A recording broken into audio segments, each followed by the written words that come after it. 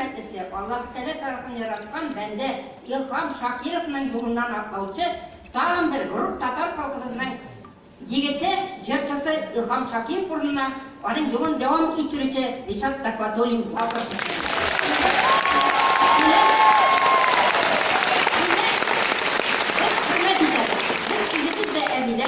Токай районы жаңа білек Илхам Шакиров жерлерінен келдік, сені құрмет етеді.